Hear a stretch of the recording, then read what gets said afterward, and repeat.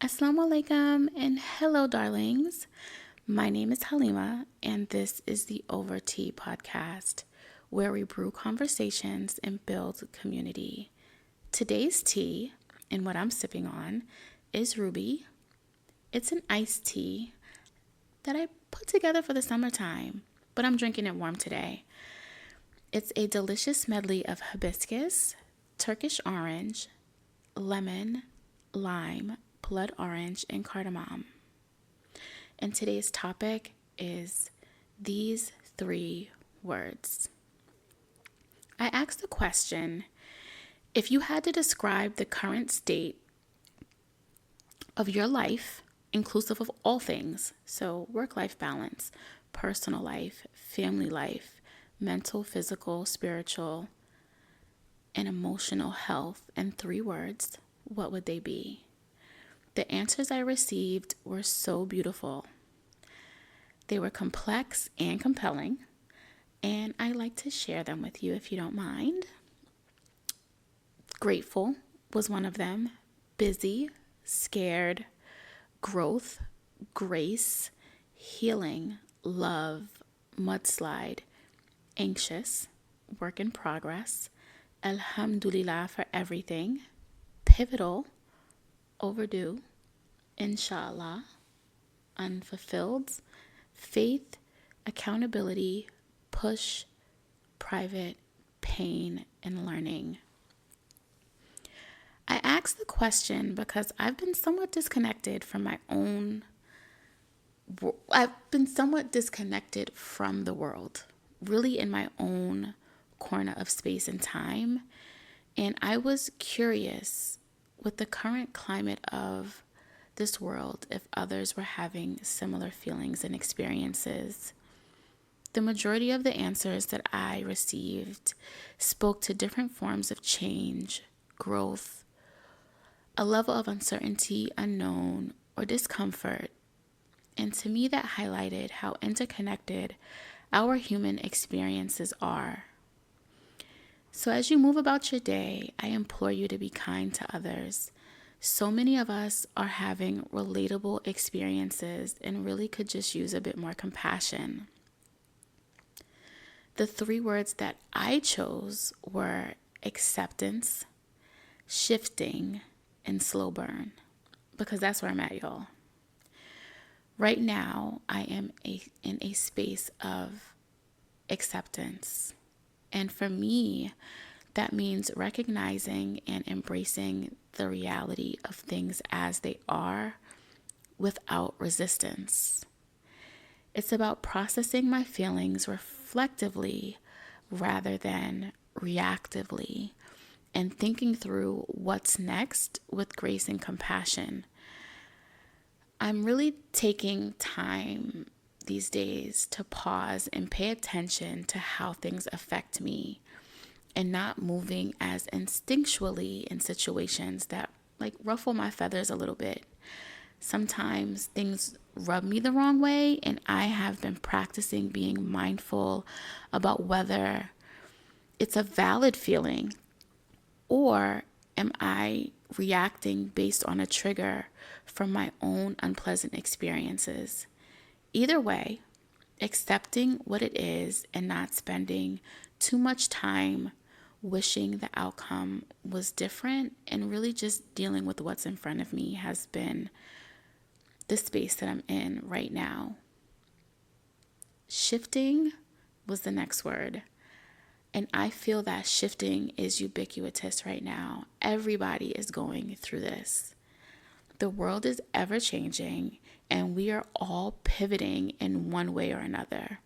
Whether by choice or by force, these pivots are happening. The pivots, they are so uncomfortable. Many of us are facing challenges that are forcing us into unexpected journeys and roads less traveled. Between the shift in the economy, day-to-day changes, and all of the plethora of things that life can throw at you all at once, it really feels like you are fighting to stay afloat. We are all experiencing this, y'all. through this shift, I've been intensively mindful to paying attention to my body, how I'm feeling, what I'm thinking, and moving more intentionally, especially during moments where I have no control over what's happening. I've learned that I need to listen and trust myself during these shifts. I chose slow burn because I've brought things down to a simmer these days. I've disconnected from so many things that maybe I felt previously obligated to, like social media, and that is the beast for me as an entrepreneur. Feeling obligated to show up every day and putting unnecessary pressure on myself to create content for the sake of showing up. I am not a person who lives on social media, and I've decided that I want to practice connecting with my audience outside of social media, hence this podcast. Also, I've been working on feeling the need or urgency to show up everywhere or meeting other people's expectations of me that aren't in alignment with my own. Things were very, very hectic for me a couple of months ago before I got quiet. And I had to really take a step back and ask myself, is this in alignment with my goals and values, or am I spreading myself too thin without purpose? Because anxiety has been kicking my butt, y'all. It's gotten a lot better. But I had to become clear on understanding that being busy doesn't mean being productive. And I'm going to say that again. Being busy does not mean being productive. Then there are friendships, my favorite things. I love my girls deeply, and I am so grateful for the sisterhood Allah has placed in my life. But lately, I recognize that I have not been the day-to-day friend. This season of my life has been very personal for me.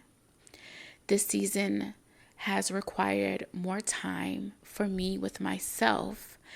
And I'm also learning there are many ways to be a friend that don't require me to be present and available at all times, but to still show up when they need me and support them in the ways that they receive love, not how I think that I should give it to the best of my capacity at that time.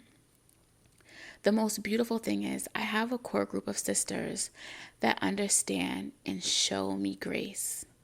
We check in, and that's it. It's all love.